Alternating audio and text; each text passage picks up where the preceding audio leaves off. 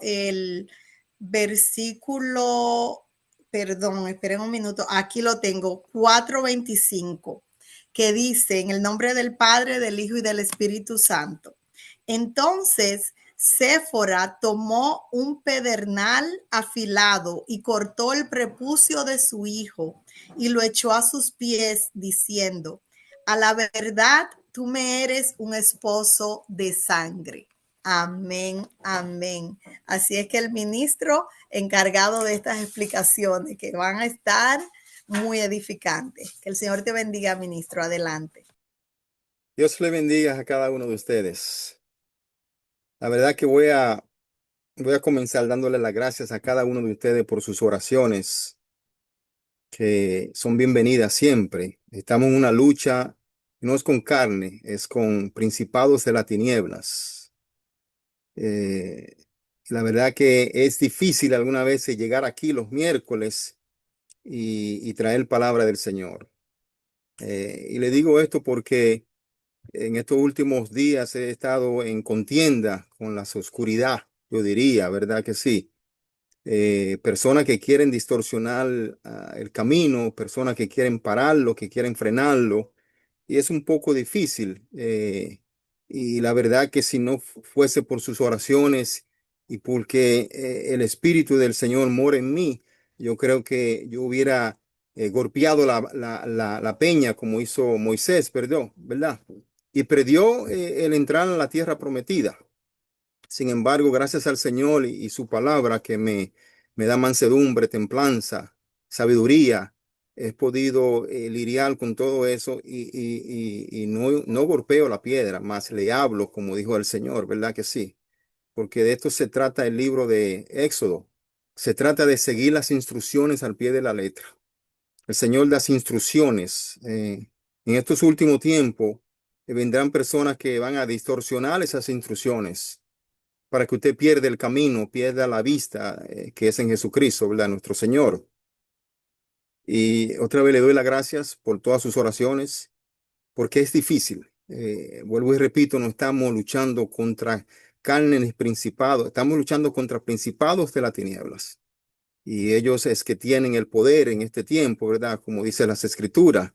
Pero vendrá el tiempo que el Señor tomará ese poder. Y cada uno de nosotros debemos de la verdad que, aunque sea gateando, llegar a esa tierra prometida, como decimos, agarrarnos del dedito meñique del Señor y que no nos quedemos en lo que viene, hermanos. Lo que viene está alrededor de la esquina. Estamos viviendo en los tiempos de Noé, como dicen los pastores y los predicadores, aquellos que conocen de aquel tiempo, lo que pasó, ¿verdad? Eh, el Señor nos dice en Timoteos que en los últimos tiempos algunos renegarán de la fe, siguiendo a espíritus engañadores y enseñanzas que vienen de demonios. Y eso es lo que está pasando hoy, ¿verdad? Personas que escuchan a gente hipócrita y mentirosas, cuya conciencia está marcada en el hierro de las malas acciones. Y ese es un versículo que cae ahí, al pie de la letra hoy en día, con lo que está pasando. Las personas quieren escuchar a aquellos que le conviene, ¿verdad? Pero para ese versículo hay una respuesta, y está en Apocalipsis 7. Aquí el discípulo Juan dice, he aquí, dice él, vi una gran multitud, la cual nadie podía contar, de todas las naciones, de todas las tribus, lenguas que estaban delante del trono, dice el apóstol Juan. Dice que estaban en presencia del Cordero, vestidos de ropa blanca, y con palmas en las manos, celebrando y clamaban en voz alta, diciendo que Dios es que tiene ese poder, ¿verdad? Que todo pertenece a Dios, que la salvación es de Dios. Y eso es una pura verdad. Lo que viene está escrito ahí, hermano. Eh, Preparémonos para lo que viene.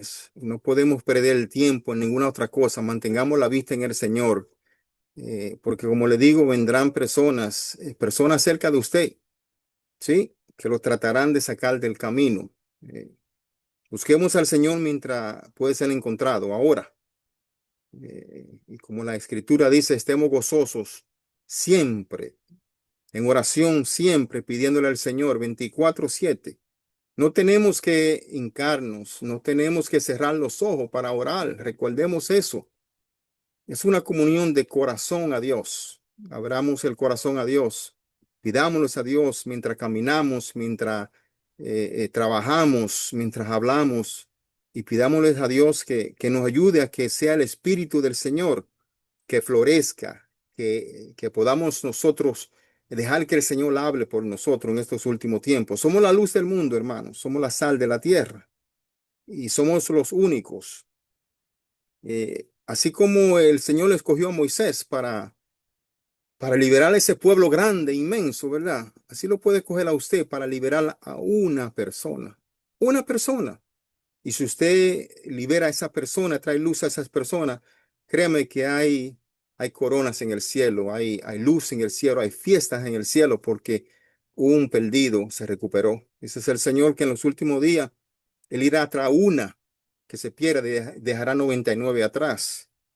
Lamentablemente eso no existe hoy en día porque si usted, la que se está perdiendo en un templo, la mayoría de los pastores la dejan que vaya a otro templo. Y nos quedamos con la 99, ¿verdad que sí? Esa no fue la instrucción de nuestro Señor Jesucristo. No. Él dijo, si una se va a perder, sal y búscala. Tráele luz a esa.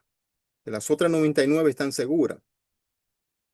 Y ese es el plan de nosotros hoy, seguir las instrucciones exactas de nuestro Señor Jesucristo.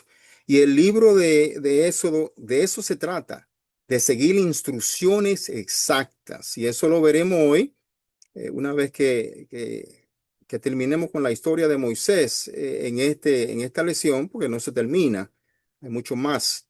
Vamos a entrar al tabernáculo, el primer tabernáculo de Dios hecho por Moisés por instrucciones exactas. Vuelvo y repito, sigamos las instrucciones exactas del Señor. ¿Y dónde están las instrucciones exactas? Hermano, yo solamente soy un boxero. Las instrucciones exactas están en la Biblia. Leamos la Biblia todos los días. Cualquier pregunta que tengan, vayan a la Biblia. Si no la encuentren, indaguen, pregunten, traigan sus preguntas, que entre todos la encontraremos. Nadie sabe más que nadie. Aquí todos somos iguales delante de los ojos del Señor. No hay uno más grande que otro. Esa es la trampa más grande que el Señor de las tinieblas le tienes a aquellos que se creen inteligentes y sabios, ¿verdad? Sin embargo, la palabra dice que el conocimiento envanece, más el Espíritu de Cristo trae felicidad, ¿verdad? Y eso es lo que tenemos que tener en mente siempre. Delante de los ojos del Señor todos somos iguales. Y el trabajo de nosotros es aquí, es salvar, llevar este evangelio a muchas otras personas. Y por eso se nos coronará en el cielo. Tendremos coronas. El, el gobierno de Cristo va a ser como un gobierno terrenal, acorde con las posiciones. Habrán unos que tendrán posiciones más altas que otros en aquel gobierno. Y todo depende porque podemos ser salvos por fe, ¿verdad? Yo decir, bueno, yo creo en Cristo, soy salvo y me voy a acostar. Pero aquellos que dedican su tiempo al Señor, a salvar almas, a llevar el evangelio a otros, tendrán recompensas, como dicen las Escrituras. Eso no lo digo yo, eso lo dice la Biblia. Y eso está ahí, lo podemos encontrar. Hoy, gracias al Señor, seguimos con la lección 12, como dijo la hermana Janet. Y el tiempo se va, hermano. El tiempo se va y tenemos ya un tiempo en esto y solo el Señor sabe el día que vamos a parar, ¿verdad? Hoy vamos a seguir con la historia de Moisés. Vamos a ver un pequeño resumen del libro de Éxodo antes de entrar a ese gran capítulo, versículo que es Éxodo 4:24. ¿Por qué Dios quiso matar a Moisés? Moisés escribió el libro de Éxodo, como vimos anteriormente, ¿verdad? Moisés fue el líder elegido por Dios para liberar a los hebreos de la esclavitud de Egipto. Guiado por el Espíritu de Dios, dice que Moisés registró los eventos que vivió, incluyendo las 10 plagas, el cruce del Mar Rojo, la entrega de los 10 mandamientos. las instrucciones para la construcción del tabernáculo. Su autoría es reconocida por la tradición judeocristiana aquí y confirmada en otra parte de la Biblia. Éxodo forma parte del Pentateuco. Recuerden eso. ¿Y qué es el Pentateuco? El Pentateuco son los 5 primeros libros de la Biblia que relatan la historia del pueblo de Israel y las leyes dadas por Dios. El significado, como vimos anteriormente, bíblico de Éxodo está ligado a la idea de la liberación y la alianza de Dios. Eh, la palabra Éxodo, como estudiamos en los primeros capítulos, significa salida o partida, ¿verdad que sí? Y representa la huida de los israelitas de la esclavitud de Egipto bajo el liderazgo de Moisés. Ahora, este evento aquí marca uno de los momentos más importantes de la historia bíblica, simbolizando la salvación y el cuidado divino. La idea central aquí de este libro es que Dios es fiel. Dios es fiel a su promesa y tiene el poder para rescatar a su pueblo, así como lo hizo anteriormente con el pueblo hebreo. Así lo va a hacer hoy con su iglesia. Recordemos eso. Él escucha el clamor de los oprimidos. Dice que él interviene con señales y milagros y conduce a su pueblo hacia una nueva vida. Y lo va a hacer hoy en día como lo hizo anteriormente. ¿Ok? El cruce del Mar Rojo demuestra que Dios hace lo imposible para salvar a quienes confían en Él. Solos tenemos que confiar en Dios y seguir las instrucciones exactas de su palabra. Además de la liberación del pueblo, Éxodo aquí destaca la alianza entre Dios e Israel. Los 10 mandamientos y otras leyes dadas por Moisés muestran cómo debía vivir el pueblo en obediencia y santidad. Dice que Dios no solo libera, sino que también enseña y guía a su pueblo en este libro aquí. Ahora, llegamos a la pregunta de esta lección. ¿Por qué Dios iba a matar a Moisés en Éxodos 4:24, 4:26? Y vamos a leer Éxodos 4:24 al 26 para tener una idea más o menos a lo que se refiere el Señor aquí. Creo que la hermana Dianeri tiene esa lección ahí, si lo puede leer. Y aconteció en el camino que en una posada Jehová le salió al encuentro y quiso matarlo. Entonces Séfora tomó un pedernal afilado y cortó el prepucio de su hijo y lo echó a sus pies, diciendo: ¿A la verdad tú me eres un esposo de sangre? Así le dijo luego, y ella dijo: esposo de sangre, a causa de la circuncisión.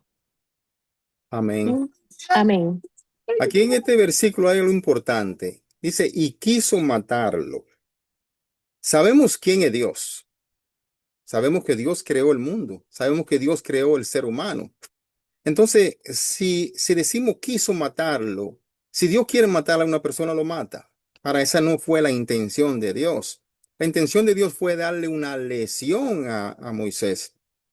Ahora, ¿por qué quería Dios darle una lesión a Moisés? Algunos especulamos y juzgamos de antemano, así como aquellos juzgaron a Job en aquel tiempo, los mismos amigos de él, ¿verdad? Cuando le estaba pasando lo que estaba pasando a Job, que pensaron muchas cosas. Aquí la mente es libre, ¿verdad? Y comienza a pensar, wow, ¿qué hizo Moisés para que Dios lo quisiera matar? Vemos aquí que Dios había llamado a Moisés desde la tierra de Madián para regresar a Egipto y para liberar a su pueblo de la esclavitud, ¿verdad que sí? Ahora, tras algunas objeciones iniciales que tuvo Moisés, al igual que Jonás, recordemos la historia de Jonás, ¿verdad que sí? Moisés aceptó la voluntad de Dios y empacó su familia, dice, y emprendió su viaje hacia el oeste. ¿Ok? Eh, la verdad que es un honor y una bendición el ser llamado para las cosas de Dios. Y pídale a Dios todos los días de su vida que usted sea un llamado para la cosa de Dios. Porque así como Moisés fue llamado, así puede ser usted llamado hoy para cualquier cosa. No tiene que ser para predicar el evangelio. Hermano, en el reino de Dios hay tantas cosas que hacer. Y algunas veces, lamentablemente, muchos quieren estar en un púlpito. Sin embargo, hay muchas cosas que podemos hacer para el reino de Dios que no estando en un púlpito, ¿verdad? Vamos a leer Éxodos 4, 19 y 20 para que nos siga más o menos dando una pista de por qué Dios quería matar a Moisés. Y esta lectura la tiene la hermana Teresita, si no me equivoco. Por el Sí, nombre. amén, amén, amén. Y los hijos de Merari, Malí y Musi, son las familias de Levi por sus linajes. Hermana, creo que tiene la lectura equivocada. Éxodo 4, 19 al 20. Ajá, un momento, déjeme ver entonces. Éxodo 4, 19 al 20. Mm, Son cuatro. 19:20. Está ahí mismo, hermana, en la primera lectura que leyeron, más para arriba. ¿Van para arriba? Sí, se leyó 24:26, ahora es 19:20. El mismo Éxodo 4. Ok. Dijo también Jehová, aquí, Sí, sí. dijo también Jehová a Moisés en Madián, ve y vuelve a Egipto, porque han muerto todos los que procuraban tu muerte. Entonces Moisés tomó su mujer y sus hijos y los puso sobre un asno y volvió a tierra de Egipto. Tomó también Moisés la vara de Dios en su mano. Amén. Gracias, hermana. Vemos en Éxodo 4:20 que hay aquí instrucciones. El Señor da instrucciones, ¿verdad que sí? Vuelve a Egipto, que ya han muerto todos los que querían matarte. Así que Moisés dice que tomó a su mujer y sus hijos y se marchó a Egipto. Entonces ocurre algo extraño y preocupante. Dice que en un lugar de alojamiento en el camino, el Señor se encontró con Moisés y estaba a punto de matarlo. Como leímos anteriormente en Éxodo 4:24, que acaba de leer la hermana, y aconteció en el camino que en una posada Jehová le salió al encuentro y quiso matarlo. Wow. Vuelvo y repito, si el Señor quiere matarlo, lo mata. Ahora, ¿qué podemos entender con que quiso matarlo? Algunas veces tenemos que traer los pensamientos de Dios a una forma finita para nosotros podemos entender, porque no tenemos una mente infinita como Dios.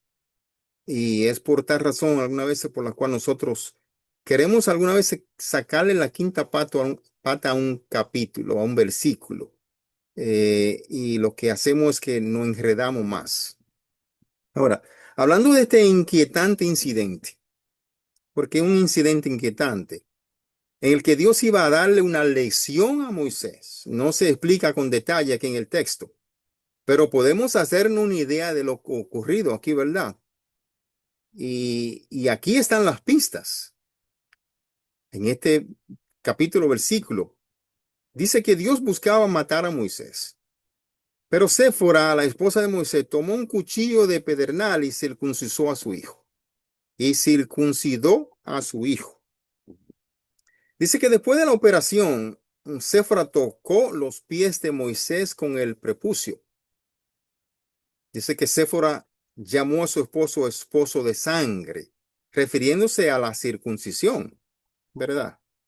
En ese momento, dice la palabra que el Señor lo dejó, como vimos en Éxodo 4:26. Dice, así le dejó luego ir, y ella, esposo de sangre, a causa de la circuncisión. Ahora, basándonos en el hecho de que Dios iba a matar a Moisés, asumimos, como dije anteriormente, que Moisés había cometido algún pecado contra Dios. Lo mismo que pensaron los amigos de Job en aquel tiempo, ¿verdad? Cuando Job era sometido a ese castigo, a esa prueba que pensaron que Job tenía algún castigo, algún pecado oculto. Y podríamos nosotros pensar eso también, pero el hecho de que la circuncisión de su hijo hiciera que el Señor se ablandara, indica que el pecado de Moisés fue no circuncidar a su hijo. El hecho de que Séfora y no Moisés realizara la cirugía sugiere que Moisés no pudo hacerlo él mismo, ¿verdad? La misma conclusión se sustenta en el hecho de que Séfora tocó los pies de Moisés con la prueba de la circuncisión. Y esto sería más natural si Moisés estuviera postrado en cama. Y si Moisés estaba postrado, confinado en cama, el método que Dios estaba usando para matarlo probablemente fue una enfermedad de algún tipo, ¿verdad que sí? Porque no se podía mover. Entonces, hasta donde sabemos, Dios amenazaba con matar a Moisés porque no había circuncidado a su hijo. Ahora nos hacemos la pregunta, ¿por qué se juzgaba tan severamente ese pecado en particular? ¿Por qué? O sea, ¿por qué tenía cada hebreo que ser circuncisado? Seguramente había otro pecado, pensaríamos nosotros, pero no lo había, porque nos dimos cuenta que fue por eso por la cual Moisés tuvo al morir en ese tiempo. ¿Ok? Ahora, por la falta de circuncisión aquí, la respuesta probablemente se remonta a la época de Abraham. Recordemos que estudiamos la historia de Abraham en Génesis. Cuando Dios llamó a Abraham y estableció un pacto con él, recuerden, le cambió el nombre a Abraham y le dio una señal de pacto. ¿Y cuál fue esa señal de pacto? La circuncisión. Moisés escribió más tarde sobre ese reto, ese relato. Dice que entonces Dios le dijo a Abraham, en cuanto a ti, dice, debes guardar mi pacto.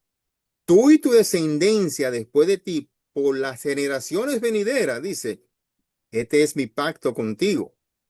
Y tu descendencia después de ti, el pacto que debe guardar. Todo varón entre ustedes será circuncidado. Y hasta la fecha, todo varón, todo hebreo es circuncidado hoy en día. Dice que se someterán a la circuncisión y será la señal del pacto entre mí y ustedes, como lo narra Génesis 17. Ahora, Dios fue claro que entre los descendientes de Abraham, todos los varones en cada hogar debían ser circuncidados, sin excepciones. Mi pacto en tu carne, dice el Señor, será un pacto eterno. Será un pacto eterno por generación. Cualquier varón incircunciso que no haya sido circuncidado en la carne será cortado de su pueblo. Ha violado mi pacto, dice el Señor. Recordemos algo. El Señor cumple su promesa. El Señor cumple su pacto. Y así como Él cumple su parte, nosotros también tenemos que cumplir la de nosotros. Y ese fue el error de Moisés ahí. ¿Ok? Se especula que quizá Moisés tuvo demasiado tiempo fuera del pueblo hebreo y que se olvidó de eso. Pero era un pacto que se le dio a Abraham y él tenía que seguirlo. Ahora, si leemos en Génesis 17, del 13 al 14, nos va a decir más de eso. ¿Quién tiene Génesis 17? Creo que la hermana Mercedes lo tiene, para que lo leamos.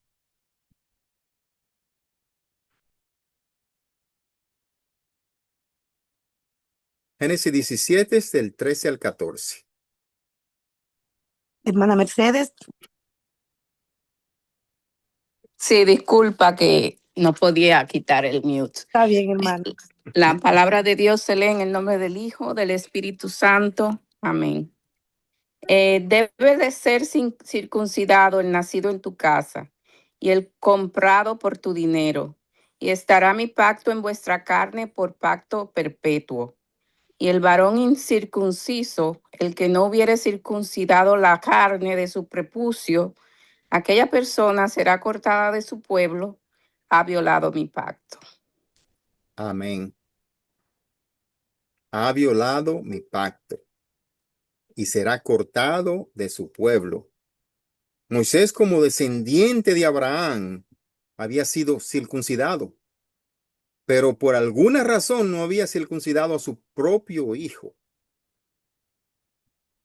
Esto es una lección para nosotros hoy en día, ¿verdad que sí?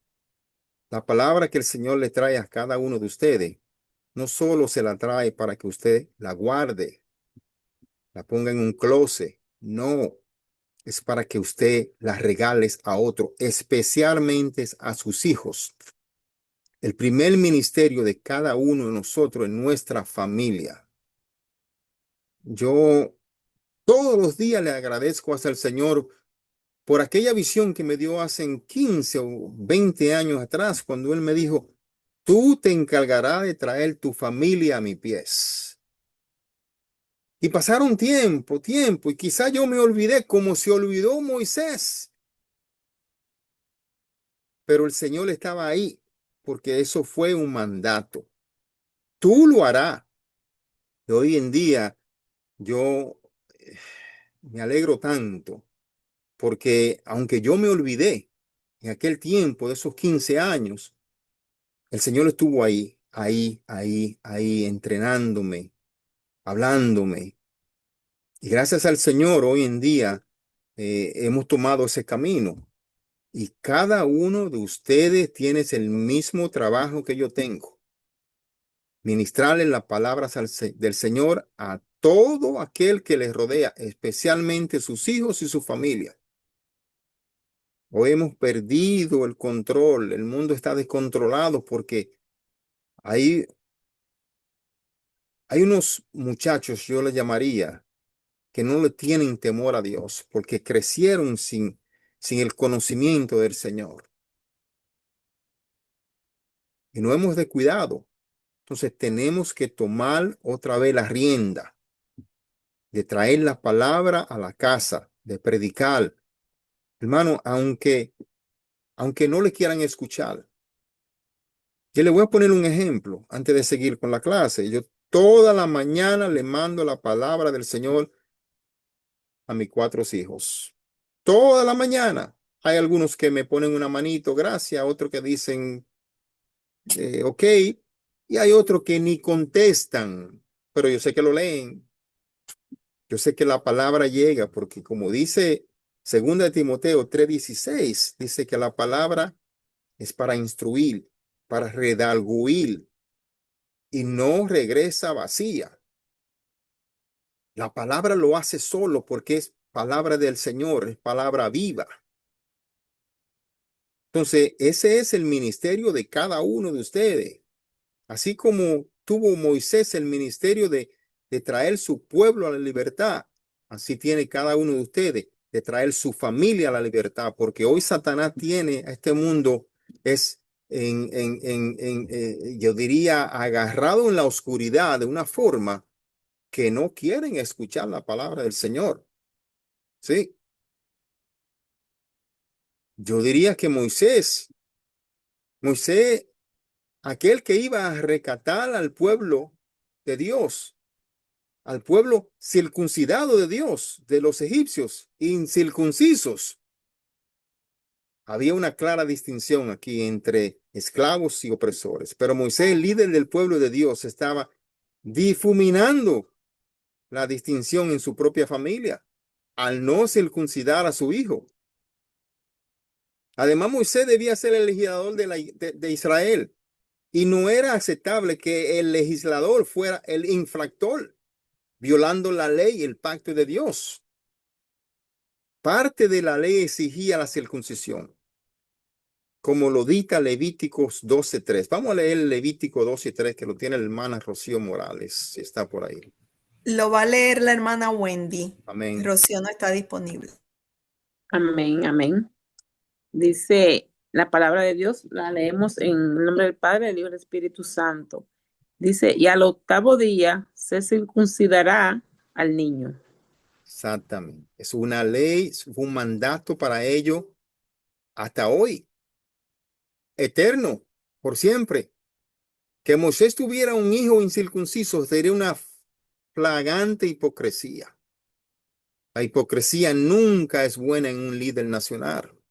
Si Moisés quería ser un líder espiritual, debía poner en orden su vida personal.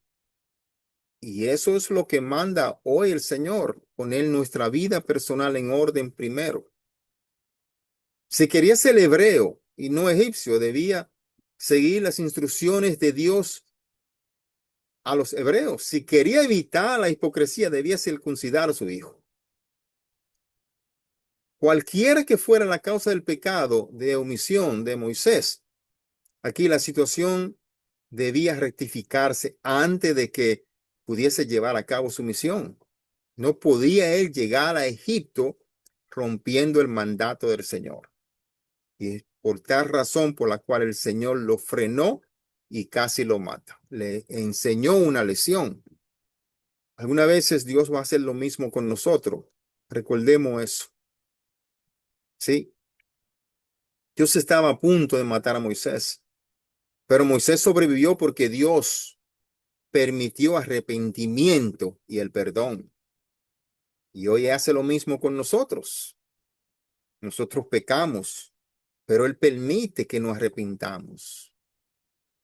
Él permite el perdón porque Dios es un Dios de misericordia, un Dios de amor.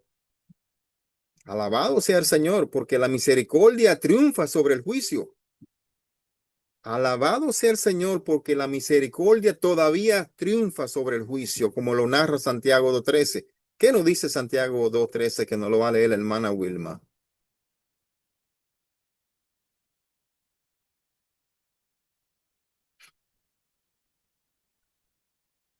Hermana Wilma, Este, Perdón, que el botón se me perdió. Ok. hermana. Sí, ok. Dice, porque juicio sin misericordia se hará con aquel que no hiciere misericordia. Y la misericordia triunfa sobre el juicio. Amén.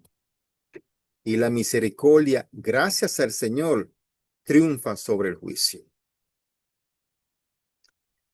Y con eso vamos a entrar al primer tabernáculo del Señor construido por Moisés. Recordemos algo, este libro nos enseña a seguir las instrucciones exactas del Señor. En este libro el Señor da muchas instrucciones exactas. Recordemos la historia del rey David, ¿verdad? El error que cometió por no seguir las instrucciones exactas. Recordemos a Jonás, no quiso seguir las instrucciones exactas porque un pez se lo tragó, ¿verdad? Algunas veces el Señor nos muestra las cosas de forma que nosotros no las queremos ver, pero es para bien para nosotros, para salvación, porque Él nos ama, ¿verdad? Aquí, en el libro de Éxodo, Dios le dio a Moisés instrucciones muy detalladas y exactas para construir el tabernáculo. El primer tabernáculo, revelándole un modelo celestial para su construcción. Y voy a repetir esto porque quiero que pongan atención. Revelándole a Moisés un modelo celestial para su construcción. Lo que significa es que ese modelo que hizo Moisés aquí en la tierra existe en el cielo. Porque no solamente fue instrucciones, ¿ok? Le dio una visión de lo que está en el cielo, como lo dice la palabra. Estas instrucciones aquí, que se encuentran principalmente en los capítulos 25 al 31, abarcan la recolección de materiales específicos: oro, plata, madera, pieles, telas y muchas otras cosas más. Dice que el diseño de cada mueble, como el arca del pacto, del altar de incienso y la mesa de los panes de la proposición, y la disposición de la estructura general para que Dios pudiese habitar en medio de su pueblo, estaban dadas exactamente a Moisés. En Éxodo 25 vemos suministros e instrucciones para el tabernáculo. los suministros para el proyecto de edificación de ese primer tabernáculo de la tierra, el cual usó el pueblo hebreo durante su escapada de Egipto. Y esto lo vemos en Éxodos 25, del 1 al 2, que lo vamos a leer, creo que lo tiene la hermana Rocío Torres. Amén. Y la palabra se lee en el nombre del Padre, del Hijo y del Espíritu Santo. Amén. Jehová habló a Moisés diciendo, di a los hijos de Israel que tomen para mí ofrenda. De todo varón que la diere de su voluntad, de corazón, tomaréis mi ofrenda. Amén. Amén. Estas son instrucciones exactas. Recordemos que el Señor da instrucciones exactas. Y qué bueno que el Señor aquí menciona algo que hoy se debate tanto, que hay, yo diría, tanta malinterpretación con referencia a mi ofrenda, ¿verdad que sí? Te voy a indagar un poquito en eso porque es importante para que no seamos llevados en camino de oscuridad. La primera vez que nosotros escuchamos en la Biblia, y lo vimos en el libro de Génesis, con referencia a ofrenda o a diezmo, es en Génesis 14. Cuando vimos que Abraham, después de esa guerra, ¿verdad? De esa batalla que ganó, gracias al Señor, se encuentra con el rey Melquisedec. Y dice las escrituras que Abraham le da el diezmo, el 10% de las riquezas adquiridas en esa batalla. En ese tiempo era normal que si un ejército ganaba, las riquezas que se obtenían del perdedor, dice que se repartían entre los soldados. Y esta vez, Abraham decide darle el 10% al rey Melquisedec, rey de Salem, rey de Jerusalén. Ahora, eso sale de Abraham del corazón. No había una ley, no había un mandato donde el Señor le decía a Abraham, tiene que darle un 10%. No lo había. Más bien salió del corazón de Abraham darle el 10% a ese rey que vino a santificarlo y a bendecirlo. Pasamos el libro de Génesis viendo eso y llegamos al segundo libro de las Escrituras, Éxodo 25:2, donde dice, y lo voy a leer otra vez, dice, Jehová habló a Moisés diciendo, di a los hijos de Israel que tomen para mí ofrenda. Dice, de todo varón que la diere de su voluntad de corazón, tomaréis mi ofrenda. Ahora, como dije anteriormente, la primera vez que escuchamos esto de ofrenda es en el libro de Génesis, ¿verdad? Génesis 14:20 se lee, y bendito sea el Dios altísimo que entregó tus enemigos a tu mano y le dio a Abraham el diezmo de todo. Este versículo aquí describe la bendición de Melquisedec a Abraham, como dije anteriormente, tras su victoria. Y la respuesta a Abraham de que le entregue la 10ª parte de todo lo que había tomado como botín. Y como dije anteriormente, esto era costumbre de la era. No había un mandato todavía donde el Señor dijo, tienen que ofrendar. ¿Ok? Recordemos la historia de Caín y Abel, donde Caín piensa y dice, wow, el Señor se ha alejado de nosotros. Voy a hacer una ofrenda para ver si el Señor se acuerda de nosotros. Y Abel sale y prepara una ofrenda, ¿verdad que sí? El Señor no le dijo que preparara una ofrenda, salió del corazón de Abel. ¿Ok? Y lamentablemente sabemos la historia que Caín le siguió, pero la ofrenda de Caín no fue igual que la de Abel.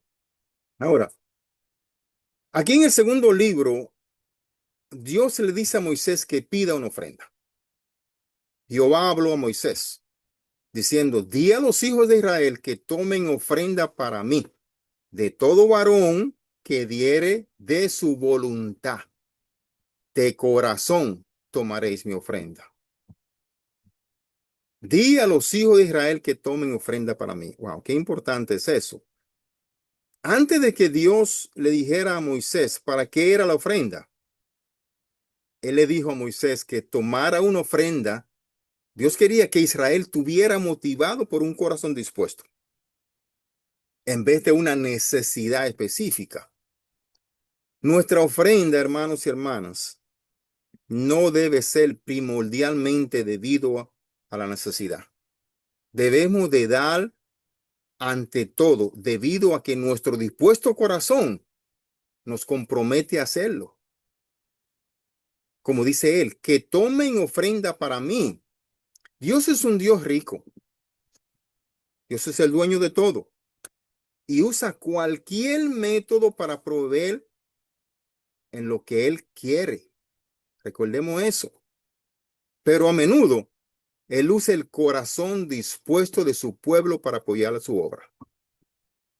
Todo el material para la edificación del tabernáculo sería provisto por el mismo pueblo. Y esto no es debido a que Dios no podía proveer de alguna forma, porque Él podía hacerlo. Esto es debido a que Dios quiere desarrollar corazones dispuestos entre todos. Cuando nos convertimos en dadores, y escuchen esto, nos hacemos más como Dios, el cual es el gran dador de todo. Porque, porque de tal manera, dice la Escritura, amó Dios al mundo, que dio a su Hijo único. Que dio a su Hijo único, Juan 3:16. Por lo tanto, debemos de ser dadores, no tanto porque Dios o la iglesia necesite nuestro dinero, sino porque debemos de conformarnos a la imagen de Dios, dar con un corazón alegre, no con coerción, no con límite. Ese es el gran problema que ha existido hoy en día, que le ponemos límite a lo que le podemos dar a Dios y no dejamos que el corazón sea que dicte lo que yo le quiero dar a Dios. Es un problema serio que hay en las iglesias hoy en día. Lamentablemente hay miles de pastores que lo predican y lo predican mal. Si el Señor a mí me da $1,000 en un mes para yo cubrir $998 de comida, de todos los gastos que yo tenga, ¿usted cree que mi corazón se va a sentir mal cuando yo le tengo que dar a una iglesia $200 y quedarme corto? Claro que mi corazón no va a estar contento. Entonces, eso no es lo que Dios quiere para su pueblo. Y esto está a través de todas las escrituras. Estamos en el segundo libro, donde Dios nos manda a dar con un corazón alegre,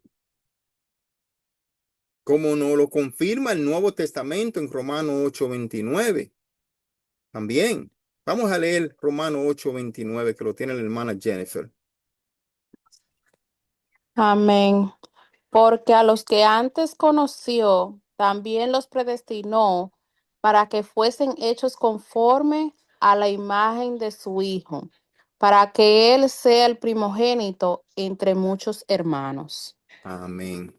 Es importantísimo Romanos 8:29. Nos predestinó para que fuesen hechos conforme a la imagen de Jesucristo.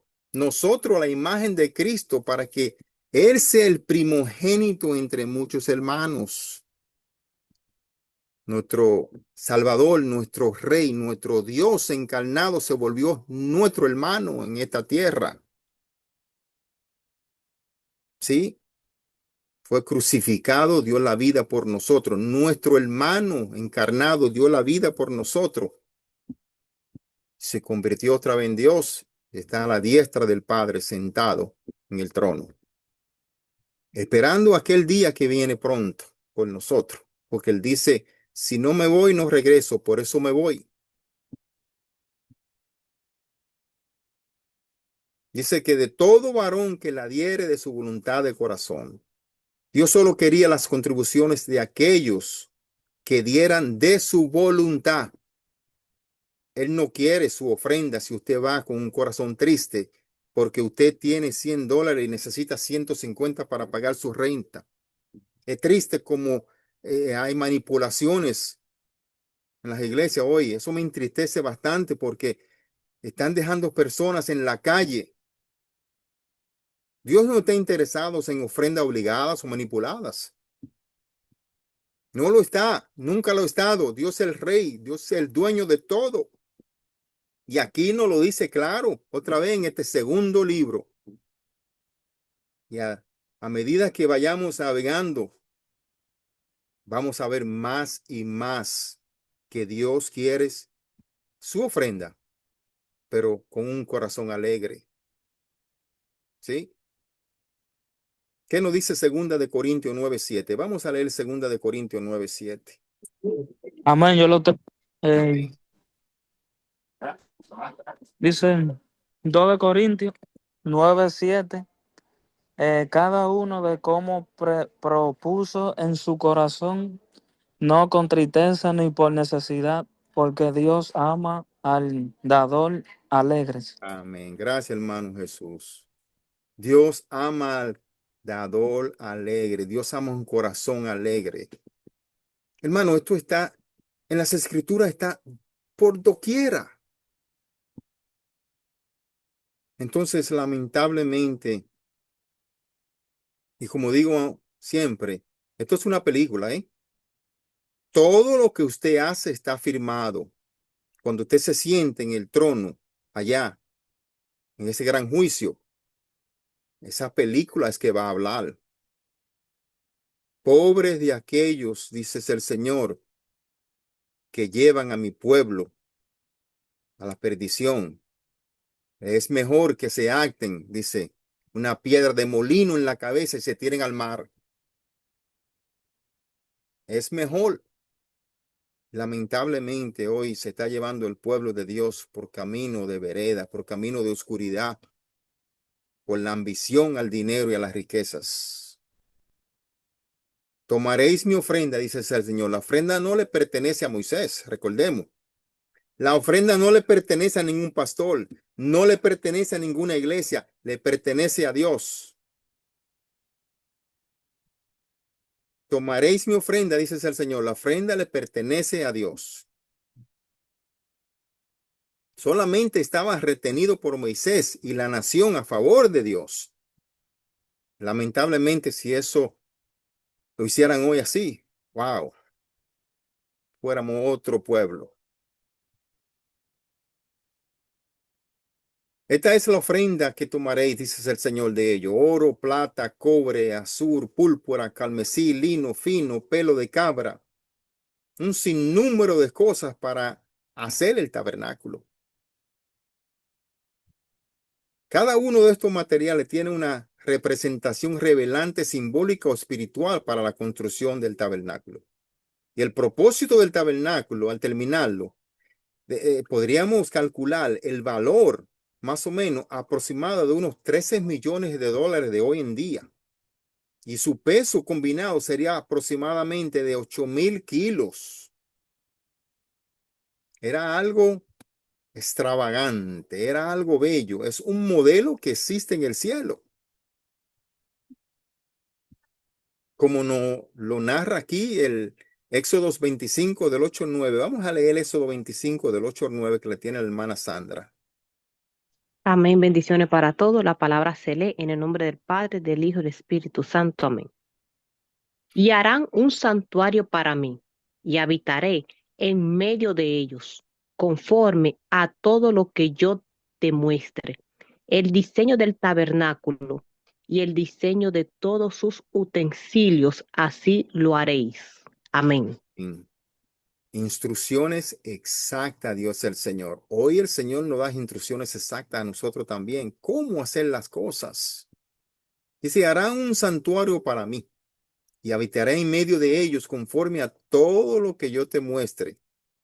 El diseño del tabernáculo y el diseño de todos sus utensilios, así lo haré, dice el Señor. Instrucciones exactas. La idea no es que Dios exclusivamente vivía en ese lugar. Recordemos eso. Pero era el lugar específico donde los hombres podían venir y encontrar a Dios. Sí. Santuario aquí significa lugar santo o lugar de apartado para los santos. Todo acerca del tabernáculo era santo. La misma palabra en primera y segunda de Crónicas, que eso lo vamos a ver más tarde cuando entremos a Crónicas, se refiere al templo. Esa primera representación del lugar de habitación de Dios sería el tabernáculo, una tienda y no una estructura permanente, recordemos, porque era algo que se movía mientras ellos vagaban en el desierto. Eso me lleva a la conversación que tuvo nuestro Señor Jesucristo con la mujer samaritana, ¿verdad? Que la mujer samaritana les pregunta a nuestro Señor Jesucristo que en el único lugar que se podía alabar y glorificar a Dios era en el templo. Y el Señor Jesucristo le contesta, no te preocupes que vendrá el tiempo donde lo alabará en toda parte. Y gracias a nuestro Señor Jesucristo, hoy nosotros podemos alabar y glorificar a Dios en nuestros hogares. Nos podemos reunir 5, 6, 7, glorificar a Dios y alabar. No tenemos que ir a un templo. ¿Sabían eso? Antes sí, para ver la presencia y sentir la presencia de Dios, tenían que ir al tabernáculo, tenían que ir al templo. Ya no. Ya encontramos al Señor donde quiera que estemos. Siempre que nuestro corazón esté dispuesto a encontrarlo, ahí está Él. ¿Sí? Recordemos que el diseño del tabernáculo era de acuerdo a una realidad celestial. Se le mostró a Moisés. Usted y yo vamos a ver este templo. Usted y yo vamos a ver ese templo. Prepárese. Que usted no lo vio durante la época de Moisés, lo vas a ver en el cielo. Dice que era una copia y sombra de las cosas celestiales, como nos lo confirma Hebreos 8:5. Vamos a leer Hebreos 8:5. La hermana Yesenia.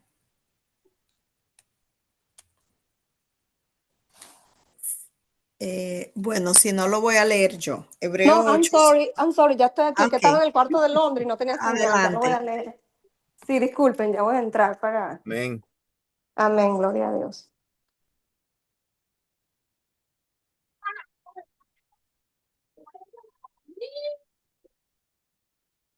Haga silencio, por favor. Haga silencio un momentito, por favor, para leer la palabra de Dios.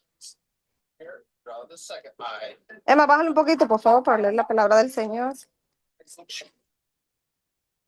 Ok, la palabra de Dios se lee, Hebreo 8:5, en el nombre del Padre, el Hijo y el Espíritu Santo, los cuales sirven a lo que es figura y sombra de las cosas celestiales, como se le advirtió a Moisés cuando iba a erigir el tabernáculo, diciéndole, mira, haz todas las cosas conforme al modelo que se te ha mostrado en el monte. Y es palabra de Dios, te alabamos, Señor. Amén. Y Amén. haz todas las cosas conforme al modelo que se te ha mostrado en el monte. Se le mostró un modelo celestial a Moisés que existe en el cielo. Por lo tanto, debía hacerse de acuerdo a dimensiones exactas, siendo algo preciso a un modelo a escala del área alrededor del trono de Dios en el cielo. Este diseño significa casi el modelo del arquetipo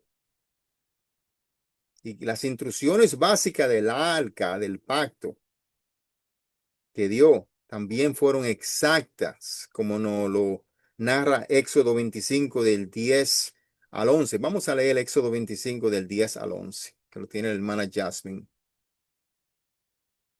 Amén.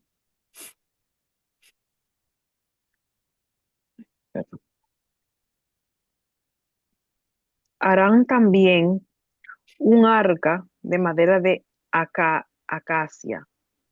Su longitud será de 2 codos y medio, y su anchura de codo y medio, y su altura de codo y medio. y la cubrirás de oro puro por dentro y por fuera, y harás sobre ella una cornisa de oro alrededor. Amén. Amén. El Señor le dice a Noé, Noé, construye un arca. Pero no solamente le dijo a Noé, construye un arca, le dijo, Noé, construye un arca así, así y así. Y lo mismo hace con Moisés aquí. Vamos a construir un tabernáculo. Vamos a construir ciertas cosas dentro del tabernáculo. Y el Señor le da con exactitud instrucciones, porque el Señor es un Señor de instrucción. El primer artículo que Dios le dijo a Moisés que hiciera fue el arca, el cual se llamó después el arca del pacto. Aquel mismo arca del pacto que movió David sin instrucciones exactas, ¿verdad que sí? Ese mismo. El artículo más importante es el primero en describirse, debido a que es el símbolo de la aproximación de Dios. El arca del pacto era esencialmente una caja. Un arca es una caja, no un bote. Recordemos eso. Estaba hecha de madera de acacia, cubierta de oro, 3 pies 9 pulgadas de largo, 2 pies 3 pulgadas de ancho, 2 pies 3 pulgadas de alto. Exactamente así Moisés. Después le dijo a Moisés los anillos y las varas para el arca del pacto. Como nos lo dice Éxodo 25, 12 al 15. Vamos a leer Éxodo 25, 12 al 15, que le tiene la hermana Nicole, si puedes leerlo. No, Elena. Amén. Amén. La palabra de Dios se habla en el nombre del Padre, del Hijo y del Espíritu Santo. Fundirás para ella 4 anillos de oro, que pondrás en sus 4 esquinas, 2 anillos a un lado de ella y 2 anillos al otro lado. Harás unas varas de madera de acacia, las cuales cubrirás de oro, y meterás las varas por los anillos a los lados del arca, para llevar el arca con ellas. Las varas quedarán en los anillos del arca, y se quitarán de ella, y no se quitarán de ella. Amén. Instrucciones exactas. Eso era para mover el arca. No se podía tocar el arca. Recordemos en el tiempo de Samuel, que los sacerdotes entraban al templo y le amarraban una soguita con algo que hiciera campanitas, que hicieran ruido, por si acaso aquel se moría adentro. El arca no se podía tocar. Y ese fue el error que cometió David en mover el arca. En lugar de ello, debía ser cargada, insertada la vara de madera cubierta de oro en los anillos de oro a cada esquina del arca. ¿Sí? Las varas quedarán en los anillos del arca, no se quitarán de ella. Instrucciones exactas. Las varas debían de quedar insertadas en los anillos y debían de ser el único recurso apropiado de contacto con el arca. Recordemos algo, hermanos. Nadie ha visto a Dios. Si usted lo vio, usted está vivo porque no lo vio, porque el que vio a Dios murió. El mismo Señor le dijo a Moisés, no me mire, porque la presencia de Dios es tan grande y tan santo que no podemos. Nosotros somos pecadores. No podemos ver a Dios. Aquel que le diga que vio a Dios está mintiendo. Usted ve a Dios a través de su corazón, pero no a través de los ojos. Aquel que vio a Dios con los ojos, dígale mentiroso, porque no lo vio. Si está vivo, no lo vio. Aquí, aparte de tocar las varas, dice que estaba prohibido tocar el arca del pacto. Y como dije anteriormente, el incidente que pasó, nos lo narra aquí, 2 de Samuel 6, 6, 7, que vamos a leer para confirmar eso. ¿Quién me lee 2 de Samuel? Dios le bendiga, yo, Yadira. Ven. Amén. La palabra del Señor se lee en el nombre del Padre, del Hijo y del Espíritu Santo. Dice así: cuando llegaron a la era de Nacón, Usa extendió su mano al arca de Dios y la sostuvo, porque los bueyes trompezaban. Y el furor de Jehová se encendió contra Usa y lo hirió allí Dios por aquella temeridad, y cayó allí muerto junto al arca de Dios. Amén. Amén. Ese capítulo, versículo nos trae una gran lección a nosotros. Algunas veces nosotros queremos hacer las cosas de Dios, ¿verdad? Sin seguir las instrucciones de Él. Y lo hacemos de buen corazón, no es de un mal corazón, lo hacemos para bien, para Dios, pero no estamos siguiendo las instrucciones exactas de Él. Y eso fue lo que le pasó a Usa. Usa tocó el arca para evitar que se cayera del carro. El arca se iba a caer y él, de buena voluntad, quiso agarrarla, pero él no la tomó de las varas y Dios lo hirió con muerte. Usa pensó mal al creer que Dios permitiría que el arca se dañara. El arca no se iba a dañar, pero él pensó eso. De hecho, esta no se cayó del carro, no. Y esto no fue debido a Usa.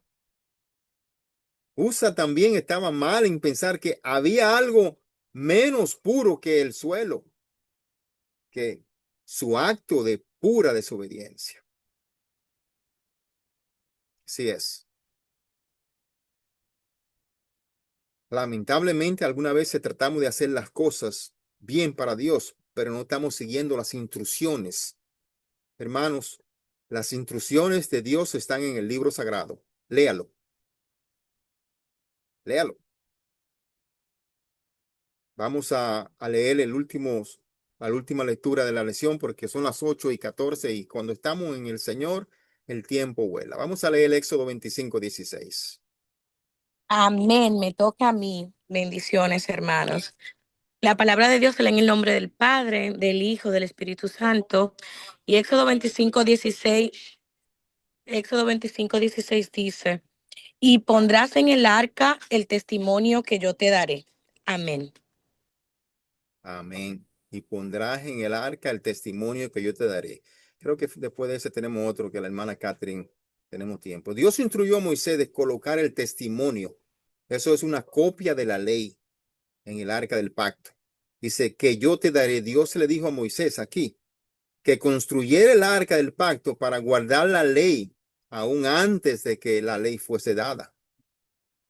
Después Dios dice que instruirá a Israel a poner otras cosas en el arca, en la que estaba una urna de oro que contenía el maná, la vara de Aarón, que rebeldió en aquel tiempo, ¿verdad? Y la tabla del pacto, como nos lo narra Hebreos 9:4, que es la última lectura de hoy, que creo que la tiene la hermana Catherine. Lo voy a leer yo, soy la hermana Escobar. Amén. Gracias, hermana. Dice, el cual tenía un incensario de oro y el arca del pacto cubierta de oro por todas partes, en la que estaba una urna de oro que contenía el maná, la vara de Aarón que reverdeció y las tablas del pacto. Amén. Amén. Como avanzamos en el libro de Éxodos, todos estos capítulos, versículos nos muestran algo importante para nosotros. Y eso es instrucciones. Seguir las instrucciones al pie de la letra del Señor.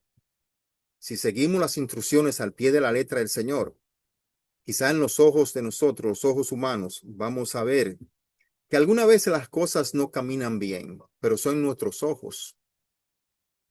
Yo le pido que no importa cómo las cosas se vean en los ojos humanos, sigamos las instrucciones del Señor, porque nosotros sabemos que al fin de los tiempos, ¿qué va a pasar? ¿Quién vence? Sí, el Señor dice en su palabra que no hay nada oculto para su pueblo, porque en tiempo Él los revelará. Y Él todos los días les revela a su pueblo, a nosotros, qué es lo que va a pasar en corto tiempo. Sigamos las instrucciones del Señor al pie de la letra, hermano, porque lo que se acerca no es humano, es espiritual. Estamos viviendo una guerra espiritual hoy en día y necesitamos esa cobertura espiritual, esos ángeles rodeándonos, cubriéndonos a nosotros y a nuestras familias, porque vendrán los dardos de la oscuridad. Pero si seguimos las instrucciones del Señor como las siguió Moisés aquí para construir este tabernáculo, triunfaremos. Dios le bendiga, hermanos. Vamos a dejar la clase hasta hoy, hasta ahora, porque son las 8:17. Gracias al Señor pudimos cumplir y ya será hasta la próxima que seguiremos con el libro de Éxodos. Dios me le bendiga y le guarde todos estos días de esta semana retante. Gracias. Amén, ministro. Como empezaste, seguimos en comunión, orando por ti, por tu familia. Damos gracias a Dios por todo lo que ha depositado en ti y que cada semana compartes con nosotros.